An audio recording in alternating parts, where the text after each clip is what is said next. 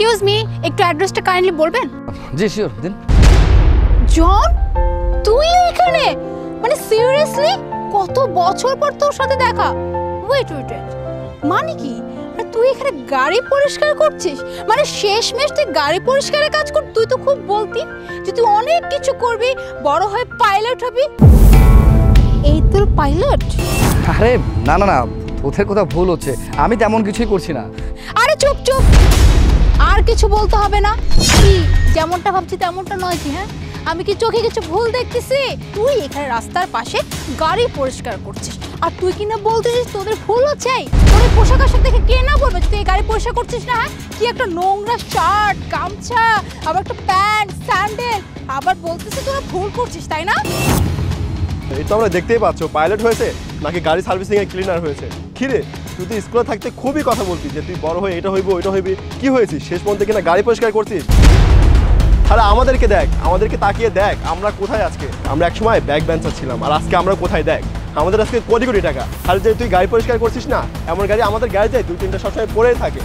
তোরা যেরকম ভাবছিস তেমন কিছু। আরে চুপ থাক, মানছি যে তুই ফার্স্ট বেঞ্চার ছিলি, হ্যাঁ পড়াশোনা একটু ভালো ছিলি, এখন আবার এমনটা করিস না।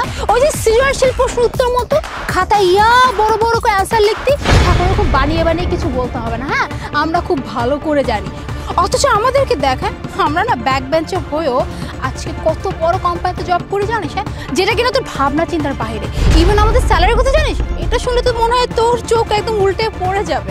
আমাদের স্যালারি পার মান্থ 50,000 টাকা। আর তুই কত পাশা? সর্বোচ্চ গেলে যে গাড়ি পরিষ্কার করিস কত 10 থেকে 15,000 টাকা, অথচ তো এটারই যোগ্য। আসলে ওই যে জনটা কথায় আছে না যে স্বপ্ন দেখতে হয় বুঝে শুনে, মানে আমি চোখ বুঝলাম ও স্বপ্ন দেখলাম এমনটা না। যার যেমন যোগ্যতা তার তেমনই স্বপ্ন দেখা। তোর যোগ্যতা ছিল এই পর্যন্ত, কিন্তু তুই স্বপ্ন দেখতে ওই আসমানে ওরা। এখন কোথায় আছে? জমিনে পড়ে আছিস।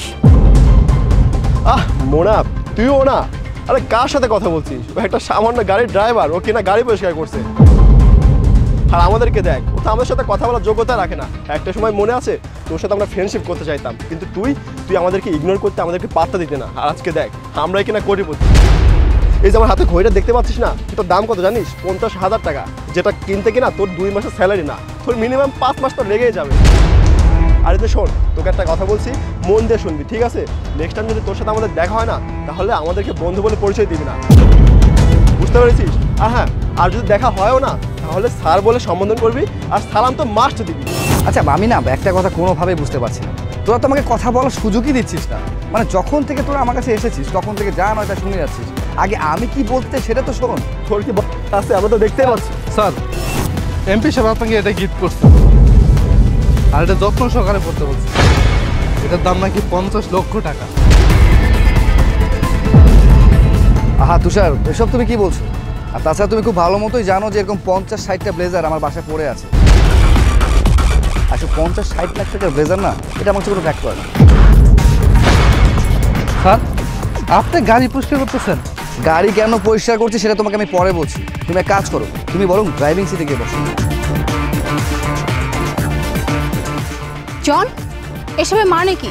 মানে এসব কি হচ্ছে? হ্যাঁ, তোকে ওই লোকটা এসে স্যার সম্বোধন করলো, প্লাস তোকে এত দামি একটা গিফট দিল যেটার দাম নাকি 50 লাখ টাকা। ইভেন এই গাড়ি পর্যন্ত তোর মানে এসব হচ্ছে কি? সত্যি করে বলতো। কাহিনী শুনতে যাচ্ছিস না? কিন্তু তোরা তো অনেক বড় মাপের মানুষ, তোদের সাথে কথা বলতে গেলে প্রথমে সালাম দিতে হবে। আসসালামু আলাইকুম। এতক্ষণ যাবো তো তোরা দুজন মিলে আমাকে অনেক অপমান করেছিস, অনেক অপদস্থ করেছিস, অনেক ছোট করে কথা বলেছিস। কিন্তু একটা জিনিস খেয়াল করে দেখ, আমি তোদেরকে বারবার করে এক্সপ্লেইন করতে চাচ্ছিলাম, তোরা কোনো সুযোগই আমাকে দিলি না। আর কি আশ্চর্য, একটা মানুষ যদি কিছু বলতে চায় তাকে তো বলতে দেওয়া উচিত নাকি তার কোনো কথাই শোনা উচিত না। তোর যে ব্যাক বেঞ্চার ছিলি না, তোদের যোগ্যতাটা ওই অতটুকু পর্যন্ত, মাসে 50,000 টাকা ইনকাম। তোদের একটা জিনিস শুনলে কিন্তু অনেক অবাক লাগবে, সেটা কি জানিস? আমি না মাসে 50 লাখ টাকা ইনকাম করি, নট 50,000। আর তুই জানি কি বলছিলিস সাকিব? আমার মতো 3-4টা ছেলে পেলে, 10-12টা ছেলে পেলে তুই পালতে পার। আর তোরা হয়তো এটা জানিস না যে আমি অলরেডি তোদের মতো 100 জনকে পালি, যারা কিনা আমার আন্ডারে কাজ করে। আর এই যে দেখছিলি না আমি গাড়িটা মুছছিলাম, এটার পিছনেও একটা কারণ আছে। সেটা কি জানিস? কারণ কিছুক্ষণ আগে লন্ডন থেকে একটা এক্সপেন্সিভ গিফট আমার জন্য এসেছিল, যেটার দাম 50 লাখ টাকা। হ্যাঁ, সামান্য একটা কোটের দাম, যেটা কিনা আমাকে গিফট করা হয়েছে। আসুন তোকে একটা কথা বলি, মানুষকে না সবসময় ছোট করে দেয়। কে কখন কোথায় গিয়ে তার ভবিষ্যৎ কিভাবে তৈরি করবে, এটা আমি তুই কেউই বলতে পারি না। আমি কিন্তু তোদের বন্ধু ছিলাম, কিন্তু বন্ধুত্বের যে মর্যাদা দিতে হয় সেটাও তোরা শিখিস না।